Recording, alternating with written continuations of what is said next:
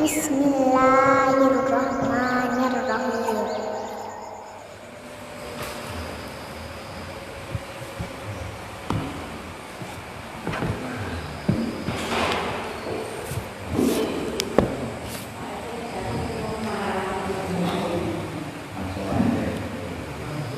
Bismillahirrahmanirrahim. Assalamualaikum warahmatullahi wabarakatuh. Innal hamdalillah nahmaduhu wa nasta'inuhu wa nastaghfiruh wa na'udzu billahi min shururi anfusina wa sayyiati a'malina. Man yahdihillahu fala mudilla lahu wa man yudlil fala hadiya lahu.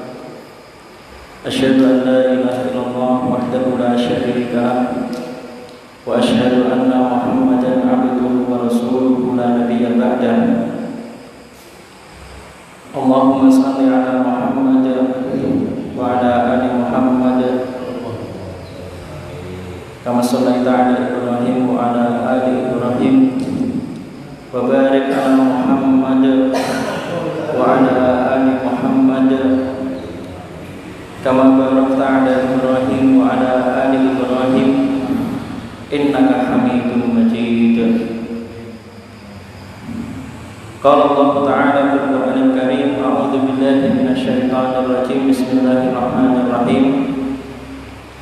Ya ayyuhalladzina amanu taqullaha haqqa tuqatih wa la tamutunna illa wa antum muslimun. Fa inna asdaqal hadits kitabullah wa khairal hadi hadi Muhammad sallallahu alaihi wasallam. Wa syarrul umur muhdatsatuha wa kullu muhdatsatin bid'ah wa kullu bid'atin dhalalah. Allahumma inna nas'aluka an taj'alana min ahlil Qur'an alladzina hum ahluka wa khassatuh. Allahumma faqihna fid-din, Allahumma 'allimna bit-ta'wil, Rabbana zidna ilma warzuqna fahma. Amin. Rabbi shrah li sadri wa yassir li amri wahlul 'uqdatam min lisani yafqahu qawli. Amin. Amma ba'du. Bapak-bapak, ibu-ibu, mas-mas atau mbak-mbak, adik-adik yang dirahmati Allah Subhanahu wa taala, semoga Allah selalu memberi keberkahan kepada kita semua, kepada jenengan dan kepada keluarga jenengan semuanya. Amin ya rabbal alamin. Bapak-bapak, ibu-ibu, rahimani wa rahimakumullah. Nikmat yang kita dapatkan di pagi hari ini dan juga di sore hari ini, semua ini adalah pemberian dari Allah Subhanahu wa ta'ala. Maka jangan lupa untuk selalu memperbanyak bersyukur.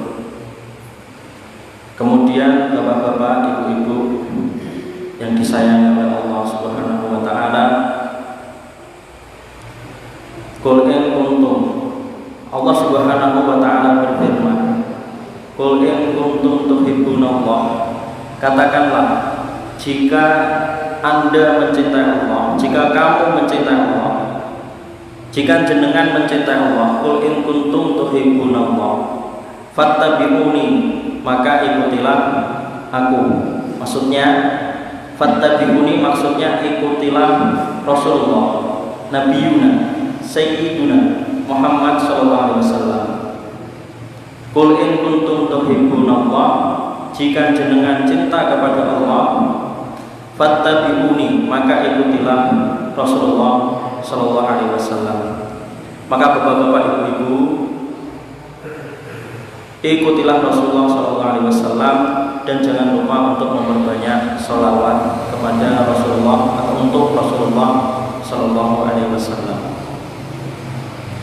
Kemudian karena lam yashkurillah man lam yashkurin nas, tidaklah bersyukur kepada Allah orang yang tidak bersyukur kepada orang-orang sekitarnya, atau maksudnya tidaklah bersyukur kepada Allah orang yang tidak berterima kasih kepada orang-orang sekitarnya, maka saya sebagai pemateri di sini, sebelum saya memberikan materi, saya tidak boleh lupa untuk bersyukur kepada Allah, kemudian menyampaikan untuk mengikuti Rasulullah, dan juga saya tidak boleh lupa untuk selalu berterima kasih kepada orang-orang sekitar sini, terutama kepada pengurus masjid ini dan ketuanya, Bapak Takmirnya, dan Mas siapa namanya? Mas siapa? Mas Muflis, dan Pak Takmirnya siapa? Bapak Solihan. Terima kasih memberi saya waktu dan tempat untuk mengisi materi kajian di sini. Dan juga terima kasih kepada Pak Turmuji yang juga memberikan saya kesempatan untuk mengisi materi di majelis ini. Dan juga bapak-bapak semuanya, semoga Allah, dan bapak-bapak dan ibu-ibu semuanya, dan mbak-mbak, mas-mas, dan adik-adik semuanya, saya ucapkan terima kasih karena menyempatkan waktunya untuk datang ke majelis yang insya Allah berkah ini. Kan itu, insya Allah diberkahi oleh Allah Subhanahu wa Ta'ala. Allahumma amin.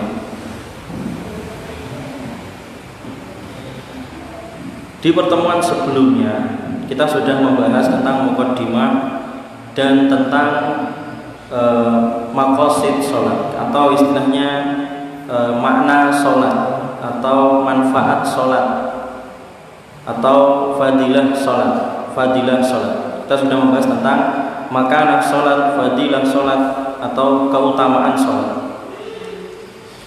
Untuk pembahasan fikih, pembahasan berikut ini, di pertemuan berikut ini kita masuk ke pembahasan materinya, temanya, yaitu pembahasan fikih sholat, kitab Kifayatul Akhyar. Pembahasan yang kita kaji adalah pembahasan fikih sholat, kitab Kifayatul Akhyar. Bagaimana cara sholat, sebagaimana yang dijelaskan di buku kitab Kifayatul Akhyar. Buku ini masyhur, sering dipakai di pesantren-pesantren.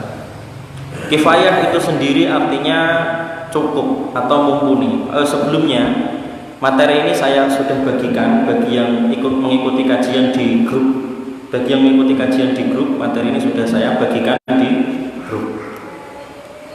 Kembali lagi ke pembahasan tadi. Pembahasan kita tentang fikih sholat merujuk ke kitab Kifayatul Akhyar. Kifayah akhyar.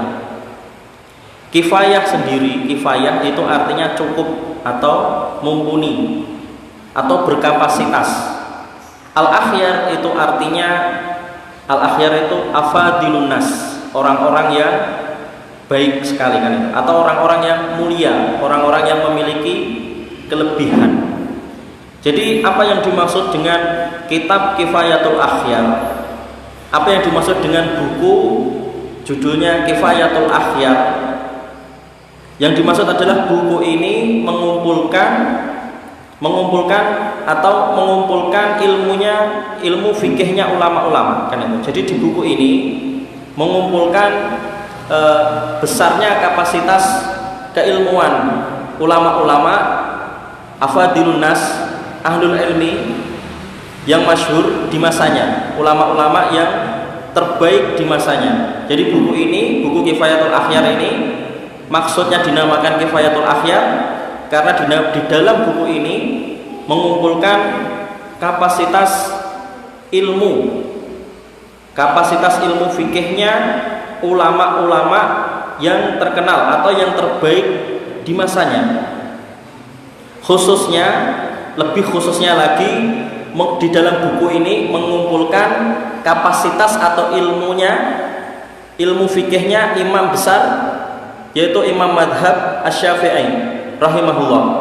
Jadi buku Kifayatul Akhyar ini lebih khususnya lagi untuk mengumpulkan besarnya atau kapasitasnya Imam Asy-Syafi'i, Madhab Asy-Syafi'i. atau madhab Asy-Syafi'iyah. Jadi buku Kifayatul Akhyar ini bertujuan yaitu buku yang mengumpulkan kapasitas ilmu fikihnya ulama-ulama madhab Syafi'iyah. Dan selain madhab Syafi'iyah juga kadang dicantumkan di dalam buku Kifayatul Akhyar kan itu. Tetapi maksudnya tujuan utamanya yaitu untuk menampung, mengumpulkan ilmunya atau fikihnya imam besar Imam Asy-Syafi'i rahimahullah. Di dalam buku ini kita masuk dalam pembahasan fikih sholat. Berkata Al-Imam Abu Syuja' Asy-Syafi'i rahimahullah. Jadi penulis kitab ini asal matannya atau kitab yang aslinya, kitab aslinya penulisnya namanya Imam Abu Syuja'. Kemudian yang mensyarah, yang membuat keterangan itu adalah Imam Al-Hisni Asy-Syafi'i rahimahullah. Jadi yang kita bahas ini ditulis oleh dua orang kan itu. Jadi Kifayatul Akhyar itu menjelaskan buku namanya kitab Matan Abu Syuja'. Jadi Abu Syuja' ini juga seorang ulama fikih madhab Syafi'i. Dia menulis buku kecil namanya Ghayatul Ikhtisar atau Ghayatul Takrib. Kemudian dijelaskan atau dibuat syarahnya, dijelaskan oleh Imam Al-Hisni Asy-Syafi'i juga, madhabnya Syafi'i juga. Ya, kita langsung ke pembahasannya.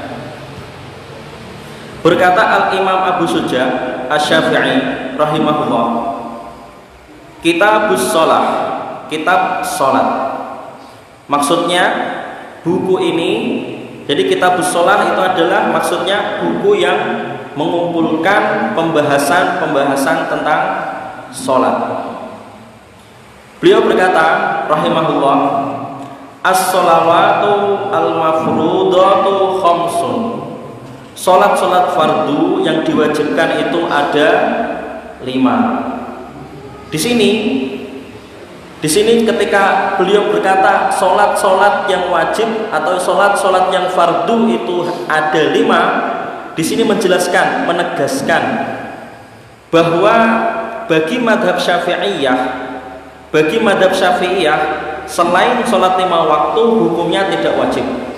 Jadi sholat yang fardu itu cuma 5, karena disitu ditegaskan as-sholawatu al-mafrudatu khamsun. Sholat yang wajib, sholat yang fardu itu ada 5. Di sini juga menegaskan, menjelaskan bahwa bagi madhab Syafi'iyah selain sholat 5 waktu hukumnya tidak wajib. Misal seperti sholat tahiyatul masjid. Sholat tahiyatul masjid ketika masuk masjid, kemudian sholat 2 rakaat, ini sunnah. Jadi tidak termasuk yang wajib, karena yang wajib cuma 5. Kemudian misal yang lainnya sholat sunnah rawatib. Sholat sunnah rawatib itu sholat sunnah yang mendampingi sholat rawatib, sholat wajib. Kan itu. Ini juga sunnah, kan itu. Karena ditegaskan tadi yang wajib cuma 5, sholat 5 waktu. Jadi misal seperti tadi sholat tahiyatul masjid, kemudian sholat sunnah rawatib dan sholat duha dan sholat yang lainnya yang sunnah itu tidak wajib. Karena di sini telah ditegaskan di madhab Syafi'iyah telah ditegaskan yang wajib hanya ada 5. Maka selain sholat 5 waktu hukumnya sunnah. Penting ya. Jadi jelas di sini ditegaskan sholat yang mafrudat atau sholat yang fardu itu cuma 5. Selainnya itu sholat hukumnya sunnah. Jadi selain yang 5 waktu ini hukumnya sunnah. Kecuali di sini penting, kecuali sholat Jumat. Nah ini nanti ada pembahasan khususnya. Sholat Jumat, kemudian sholat jenazah, kemudian sholat Id dan sholat tahajud beserta witirnya. Ini nanti ada pembahasan khususnya. Ya, jadi madhab Syafi'iyah itu menegaskan di sini tegas sekali as-sholawatu al-mafrudatu khamsun. Salat yang fardu itu hanya ada 5. Selainnya berarti hukumnya sunnah. Kecuali nanti ada pembahasan khususnya. Ya misalnya seperti sholat Jumat, ini nanti ada pembahasan khususnya. Sholat Jumat itu wajib tapi khusus laki-laki. Dan ini sebagai pengganti sholat duhur. Kalau yang nggak bisa sholat Jumat ya tetap nanti dia wajib sholat duhur kan itu. Jadi sholat Jumat ini wajib, nanti ada pembahasan khususnya. Sholat Jumat ini wajib, tapi wajibnya khusus untuk laki-laki, dan ini sebagai pengganti sholat duhur, dan tidak diwajibkan untuk perempuan. Perempuan tidak diwajibkan sholat Jumat. Kemudian tadi sholat jenazah, nanti juga ada pembahasan khususnya. Sholat jenazah ini fardu, wajib, tapi fardunya beda dengan sholat 5 waktu, sifatnya beda. Kalau yang sholat 5 waktu, fardunya ain per individu, setiap orang wajibnya. Tapi kalau sholat jenazah ini fardu, disebutnya fardu kifayah, wajib, tapi untuk istilahnya ditanggung bersama, gitu sifatnya. Atau kalau sudah ada yang mengerjakannya, kalau sudah ada yang mensolati jenazah fulan seseorang, jadi kalau sudah ada yang wafat, kemudian sudah ada 30 orang yang mensolatinya, kemudian yang sisanya belum mensolati, maka yang belum sholat itu tidak diwajibkan. Ya, andai kalau wajib diwajibkan semua, bahkan yang belum sholat jenazah diwajibkan, maka nanti jenazahnya nggak dikubur-kubur kan itu, malah menunda-nunda pemakaman, dan akhirnya malah membahayakan jenazah, bisa membusuk kan itu. Kalau terlambat dikubur kan itu, ditunda-tunda pemakaman kan nggak bagus juga, apalagi kalau jenazahnya di musim seperti ini, pandemi kan itu, kan gitu. Jadi sholat jenazah itu fardu, tapi fardunya wajibnya kifayah, bukan per individu. Kalau sudah ada yang mensolatinya, maka wajibnya gugur. Yang belum sholat, hukumnya jadi sunnah, kan itu. Gitu. Kemudian tadi sholat id. Nah, kalau sholat id ini, sholat id Idul Adha dan Idul Fitri. Kita punya sholat id hari raya itu ada 2, Idul Adha dan Idul Fitri. Nah, sholat Idul Adha dan Idul Fitri ada yang berkata wajib. Ada beberapa ulama mewajibkannya. Dan ada beberapa ulama yang mensunahkannya, kan itu. Dan ada yang berpendapat sholat id itu fardu kifayah seperti sholat jenazah, kan itu. Hukumnya hampir sama seperti sholat jenazah.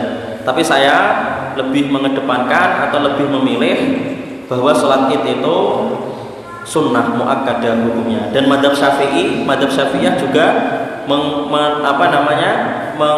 merojihkan madhab Syafi'iyah yang mu'tamad. Sholat id itu yang kuat atau yang dipakai di madhab Syafi'iyah, sholat id itu sunnah muakkadah, kan itu. Sunnah muakkadah itu maksudnya, sunnah muakkadah itu sunnah ditekankan, harus dikerjakan, tetapi seandainya tidak mengerjakan maka dia tidak berdosa, kan itu. Tapi kalau tidak ada sholat id maka bisa semua berdosa, kan itu. Karena hilang syiar Islam, kan itu, tidak ada syiar, makanya disebut sunnah muakkad, harus diusahakan, kan itu, harus ada, kan itu. Kemudian tadi yang keempat, sholat tahajud beserta witirnya. Sholat tahajud beserta witir ini juga beberapa ulama ada yang mewajibkannya. Jadi beberapa ulama ada yang mewajibkan sholat ini tahajud dan beserta witirnya, dan ada beberapa yang mensunnahkannya. Dan saya pribadi lebih memilih pendapat bahwa sholat tahajud beserta witirnya itu hukumnya sunnah. Jadi madhab Syafi'i juga sama, kan itu. Di madhab Syafi'i sholat tahajud dan sholat witirnya beserta witirnya ini juga hukumnya sunnah. Sunnah tadi maksudnya apa? Sunnah itu maksudnya ditekankan, harus dikerjakan karena ada keutamaan besarnya. Tapi kalau tidak bisa, kalau tidak mampu, maka tidak berdosa, kan itu sunnah maksudnya. Kemudian lanjutnya di sini di kitab ini dijelaskan. Kemudian Al-Imam Al-Hisni Asy-Syafi'i rahimahullah berkata di kitab Kifayatul Akhyar, sholat secara bahasa artinya adalah doa. Allah Ta'ala berfirman, wa sholli alaihim, artinya dan sholatlah untuk mereka yang bersedekah. Maksudnya doakanlah mereka. Jadi di sini dijelaskan oleh Imam Al-Hisni arti sholat. Apa itu sholat? Secara bahasa beliau jelaskan sholat itu adalah secara bahasa artinya doa. Itu berdasarkan firman Allah di surat At-Taubah, wa sholli alaihim, dan berdoalah, wa sholli alaihim. Dilanjut kembalikan itu bahasan ini. Kemudian Al-Imam Al-Hisni kan itu menjelaskan, kan itu Salat secara bahasa artinya adalah doa. Ini berdasarkan firman Allah Subhanahu wa taala di surat At-Taubah, "Washolli 'alaihim." Dan berdoalah kalian untuk mereka yang sudah bersedekah. Maksudnya doakanlah mereka, orang yang menerima sedekah. Wahai orang-orang yang telah menerima sedekah, doakanlah orang-orang yang telah memberi sedekah kepadamu. Surat At-Taubah ayat 103. Maksudnya apa? Kenapa di sini kita disuruh mendoakan kan itu? Orang yang telah memberi kan itu. Karena di sini dijelaskan kan itu. Jadi di surat At-Taubah ini menjelaskan anjuran mendoakan orang yang habis memberi kita sesuatu, atau orang yang habis sedekah atau zakat kan itu. Karena doa kita, doa orang yang menerima sedekah itu menenangkan hati yang telah mengeluarkan sedekah. Ini penting. Kenapa kita harus mendoakan orang yang memberi sedekah? Karena keutamaan orang yang menerima sedekah kemudian mendoakan orang yang memberi sedekah, itu doa tersebut menenteramkan hatinya, menenangkan hatinya. Jadi doa itu doa yang sangat berkah sekali kan itu. Menyenangkan gitu, doa yang sangat menyenangkan bagi orang yang memberi sedekah kan itu, yaitu doanya orang yang menerima sedekah. Makanya kalau kita diberi orang sesuatu, doakan kan itu doa itu masya Allah, doa itu sangat menenangkan hati kan itu. Kemudian selain itu, selain makna sholat secara bahasa adalah doa, selain itu makna sholat secara bahasa juga bisa diartikan memiliki makna keselamatan. Jadi sholat secara bahasa memiliki makna lain selain doa, maknanya adalah keselamatan. Seperti di firman Allah, Allah Subhanahu wa taala berfirman, "Ulaika 'alaihim sholawatun mir rabbihim wa rahmah," dan seterusnya al-ayat itu. Mereka ulaika 'alaihim sholawatun mir rabbihim. Mereka adalah orang-orang yang mendapatkan sholawat dari Allah Subhanahu wa taala. Ini kan kalau kita nggak paham, bingung maksudnya. Orang-orang yang bersabar setelah ditimpa musibah, dia mengucapkan innalillahi wa inna ilaihi rajiun. Mereka mendapat apa? Orang-orang yang bersabar ketika tertimpa musibah, ulaika 'alaihim sholawatun mir rabbihim wa rahmah, dan seterusnya al-ayat. Mereka yang bersabar ketika tertimpa musibah, mereka memperoleh sholawat dari Tuhan mereka. Kan bingung kalau kita lihat secara tekstual di Al-Quran, orang yang bersabar ketika tertimpa musibah mendapat sholawat dari Tuhan mereka. Maknanya apa? Apakah sama seperti kita sholawat kepada Rasulullah? Apakah sama seperti ketika innallaha wa malaikatahu yusholluna ala nabi, Allah dan malaikatnya bersolawat untuk Nabi? Maknanya beda. Allah dan malaikat bersolawat untuk Nabi itu sebagai pujian, mengangkat derajat Nabi. Ketika kita bersolawat untuk Nabi kan itu sebagai doa, kita meminta keselamatan kepada Allah. Ketika Allah bersolawat untuk kita, yaitu membalas solawat kita kan itu, memberikan keselamatan pada kita. Makanya ulaika 'alaihim sholawatun mir rabbihim, orang-orang yang bersabar ketika tertimpa musibah dengan mengucapkan innalillahi wa inna ilaihi rajiun.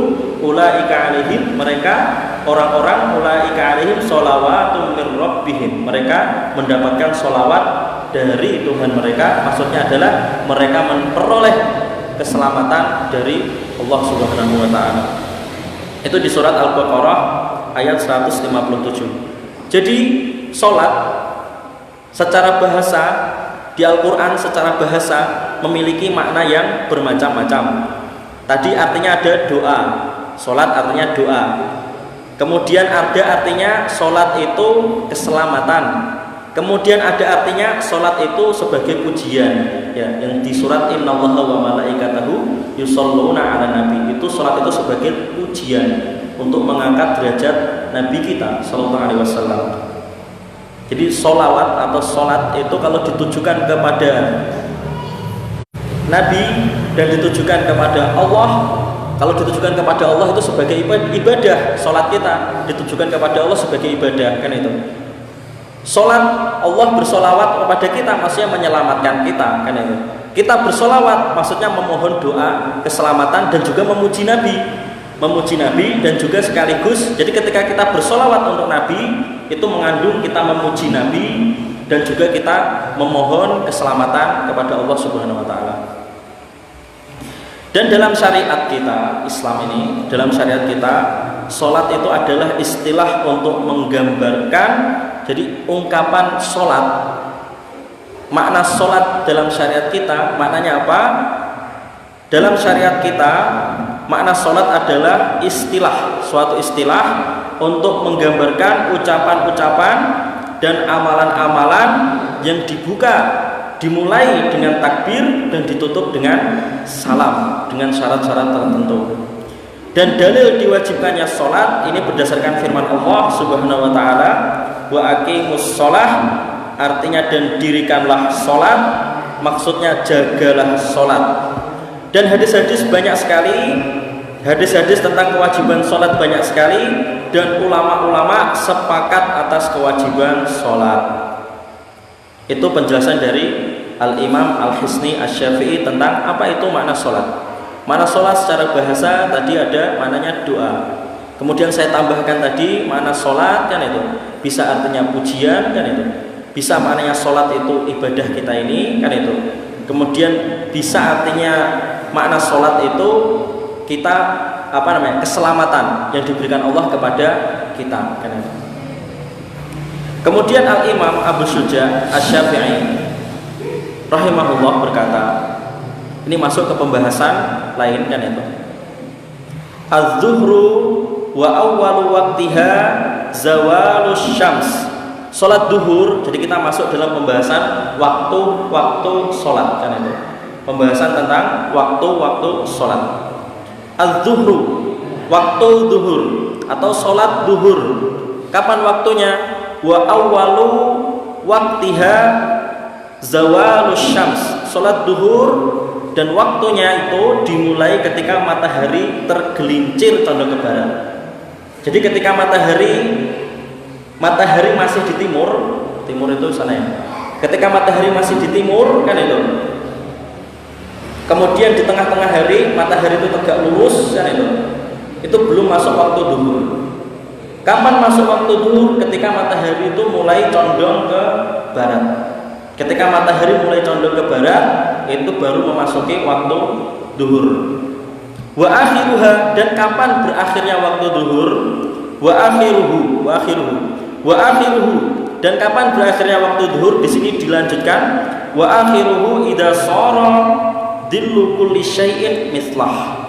Dan berakhir, salat duhur itu berakhir ketika bayangan benda atau bayangan segala sesuatu benda menjadi sama ukurannya dengan bendanya, kan itu. Jadi seandainya ini HP, ini bayangan, HP sama bayangan tersebut ukurannya sama. Misal itu HP ditegakkan, ada bayangannya, bayangan sama HP kalau ukurannya sama, maka itu waktu duhur itu habis, kan itu.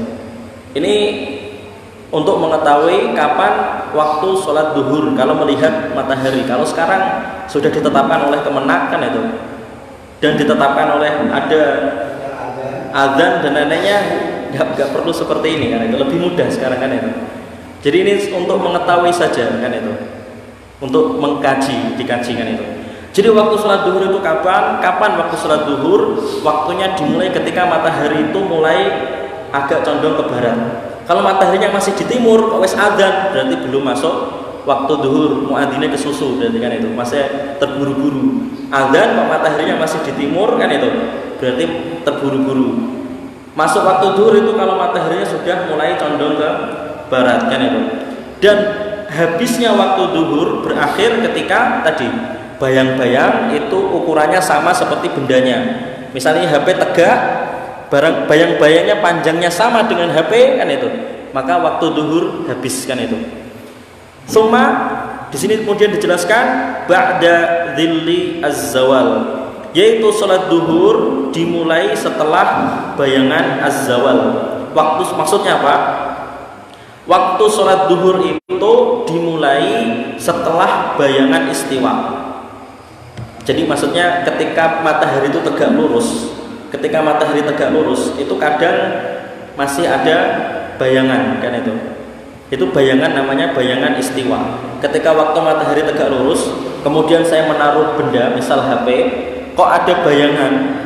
Ketika matahari waktu tegak lurus, itu namanya bayangan az-zawal atau bayangan istiwa. Atau maksudnya bayangan ketika matahari tegak lurus kan itu.